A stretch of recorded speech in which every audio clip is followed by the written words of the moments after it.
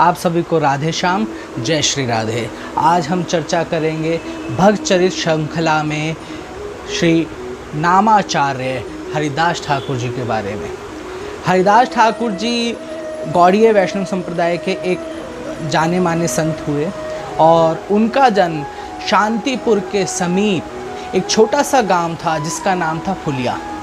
उधर हरिदास ठाकुर जी का निवास स्थान था और श्री अद्वैत आचार्य जो श्री चैतन्य महाप्रभु के शिष्य थे उनसे उनको दीक्षा प्राप्त हुई।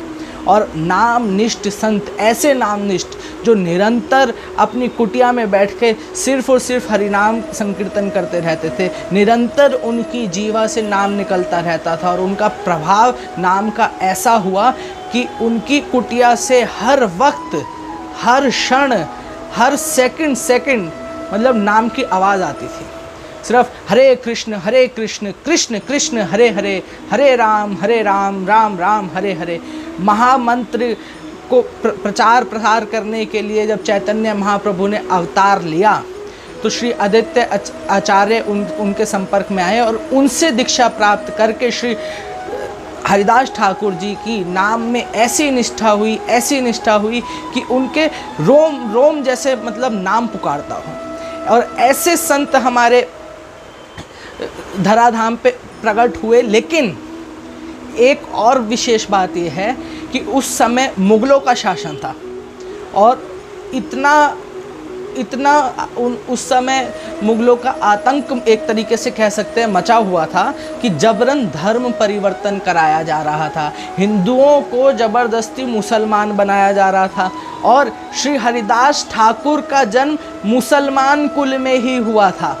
कितनी आश्चर्य की बात है कि एक मुसलमान कुल में जन्म लेने के बाद जब उन पे श्री चैतन्य महाप्रभु और उनके संत श्री अद्वैत आचार्य की कृपा हुई तो उनकी नाम में ऐसी दिव्य निष्ठा हुई कि निरंतर नाम जप करते थे। लेकिन हरिदास ठाकुर की ये जो आप कह सकते हैं कि मतलब इतनी नाम निष्ठा देख के उनके ही संप्रदाय के कुछ लोग उनसे जलने लगे।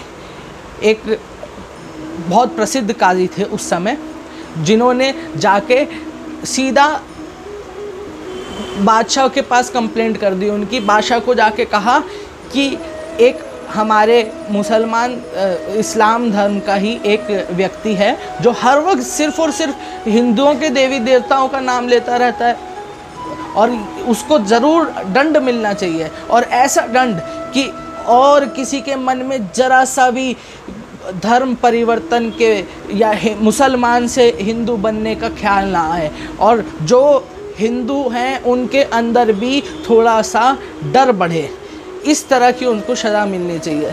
बादशाह ने तुरंत फरमान जारी करके श्री हरिदास ठाकुर जी को अपने महल में आने की आज्ञा सुना दी। जब हरिदास ठाकुर उनके महल में पहुँचे तो उनके चेहरे का तेज देख के बादशाह समझ गया कि ज़रूर इनमें कोई ना कोई ख़ास बात है। और बादशाह के सामने खड़े होके भी वो निरंतर हरिनाम संकीर्तन कर रहे थे। उनके मन में लेश मात्र भी ये डर नहीं था कि मैं बादशाह के सामने खड़ा होके हरिनाम संकीर्तन कर रहा हूँ, जो हो सकता है कि मेरी इस नाम संकीर्तन की निष्ठा देखकर हो सकता है कि मुझे मृत्यु दंड तक सुना दे। फिर भी वो डरे नहीं क्योंकि नाम का बल था उनके पास। नाम के प्रति इतनी श्रद्धा, नाम के प्रति इतना समर्पण और नाम से उनको जो बल प्राप्त हो रहा था नाम ने उनको निडर बना दिया।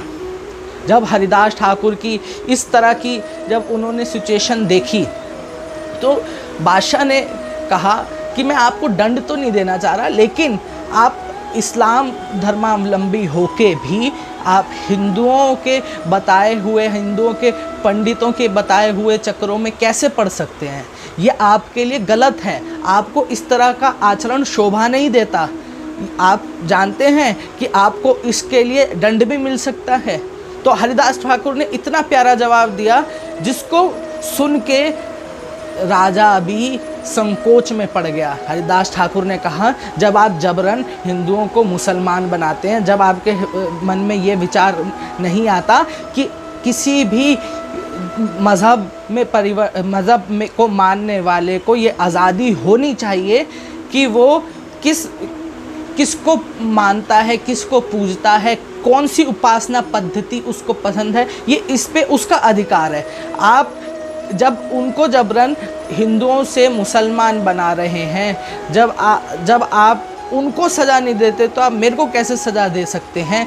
लेकिन जो आप आदेश करेंगे वो मेरे लिए सर्वोपरि। जब ये सब चीज़ें सुना राजा ने, जब बादशाह ने ये सब बातें हरिदास ठाकुर की सुनी, तो बादशाह को उन पे थोड़ी सी दया आने लगी। लेकिन जो काजी उनके पास कंप्लेंट करने गए थे, जिनका नाम था गोराई काजी, जब उन्होंने देखा कि यहाँ पे तो सारा मामला उल्टा पड़ता दिखाई दे रहा है, कहीं इसको छोड़ ना दिया जाए, तो उन्होंने कहा बादशाह इसको दंड अवश्य मिलना चाहिए, और ऐसा दंड मिलना चाहिए कि जिसको भी वो पता चले कि ये दंड वो जो देखे उसका हृदय कांप उठे, उसके रोम रोम में रोमांच हो उठे, और कोई भी फिर हिंदुओं के देवी देवताओं का नाम लेना डर महसूस कर सके। हरे कृष्णा महामंत्र का जो जाप वो निरंतर कर रहे थे, उससे इतना उनको प्रभाव मिला कि ये सब सुन के भी उनके मतलब चेहरे पे जरा सा भी डर दिखाई नहीं दे रहा था। लेकिन जब बादशाह ने गोराई काजी की बात सुनी, तो बादशाह ने चर्चा करने के बाद एक फरमान जारी कर दिया कि इनको ऐसा दंड दिया जाए कि जो पूरी सारी दुनिया देखे, और 22 बाज़ारों में निरंतर जब तक उन पे कोड़े बरसाए जाएं, जब तक इनकी देह से प्राण ना निकल जाए, और 22 बाज़ारों में घुमाया जाए, और भयंकर रूप वाले जल्लादों को बुला के कार्रवाई शुरू कर दी गई। हरिदास ठाकुर के शरीर पे लगातार कोड़े, लगातार डंडे बरसाए जा रहे थे, और एक एक करके हर बाजार से गुजारा जा रहा था। 10-15 कोड़े पड़ने पे ही लोगों की मृत्यु तक हो जाती है। लेकिन हरिदास ठाकुर की चमड़ी उधर गई, लेकिन मुंह से एक क्षण भी नाम बंद नहीं हुआ। लगातार वो हरे कृष्ण कृष्ण कृष्ण हरे हरे, हरे राम राम राम हरे हरे, इतनी नाम निष्ठा देखकर जो जल्लाद थे उन्होंने भी बोला, तो इतना तेरे को हम लोग मार रहे हैं, इतना हम तेरे को पीट रहे हैं, तो अब भी नाम लिए जा रहा है। तब लेकिन भक्त का हृदय तो जब भी उन्होंने बोला कि तुम भी हरि हरि बोलो, कह रहे तो हमें भी हरि हरि बोलने के लिए कह रहा है। ये सुन के और उनको पीटा गया, और जब तक पीटा गया जब तक वो अचेत नहीं हो गए। जब वो उनको बेहोशी हो गई तब उनको गंगा जी में फेंक दिया गया, और गंगा जी के शीतल जल के प्रभाव से उनको चेतना आई, और वो बहते बहते नदी के किनारे आ गए, और वो वहीं बैठ के नाम संकीर्तन करने लगे। जब भी उन्होंने नाम नहीं छोड़ा, पूरे शरीर से रक्त बह रहा था, और पूरे शरीर की चमड़ी बिल्कुल उधड़ चुकी थी। शरीर के ऊपर की जो त्वचा होती है वो उनके शरीर पे बची ही नहीं थी, केवल और केवल रक्तपात लगातार जारी था। लेकिन उसके साथ साथ उनके रोम रोम से हरि नाम निकल रहा था। तब जब लोगों को पता चला कि इतना भयंकर दंड मिलने के बाद भी हरिदास ठाकुर वहाँ सुरक्षित नदी के किनारे बैठ के हरिनाम संकीर्तन कर रहे हैं, तो दूर दूर से लोग उनके दर्शनों को आने लगे। जब राजा को ये बात पता चली तो राजा के हृदय में भी भय पैदा हुआ कि ज़रूर ये कोई एक चमत्कारी संत है, और उनके पास गए और उनके दर्शन के लिए वहाँ पे उस गोराई काजी को भी लेके गए, और वहाँ पे उनसे क्षमा मांगी, और उनसे कहा कि मेरे से अपराध हो गया जो मैंने आपको ऐसा दंड दिया, और आज से मैं फरमान जारी करता हूँ, आप या आपकी तरह कोई भी हरि नाम अगर लेगा तो उसको जो प्रताड़ित करेगा उसको दंड मिलेगा, ना कि उसको जो हरि नाम संकीर्तन करेगा, जो नाम लेगा। बादशाह का भी हृदय परिवर्तन हो गया हरिदास ठाकुर जी की भक्ति देख के।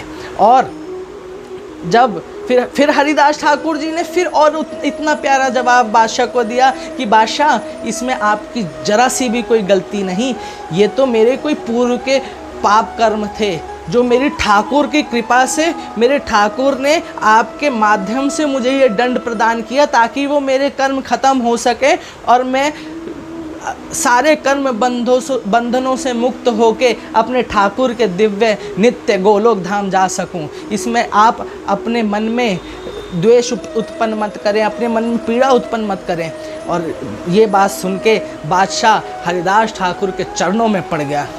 तो हमको हरिदास ठाकुर की लीला से ये समझना चाहिए कि एक तो नाम निष्ठ हमको इतना बल प्रदान करती है, नाम का आश्रय हमको इतना बल प्रदान करता है कि बड़े सी बड़ी विपदा में भी, बड़ी से बड़ी विपदा में भी जो नाम का आश्रय लेता है उसको कोई डिगा नहीं सकता।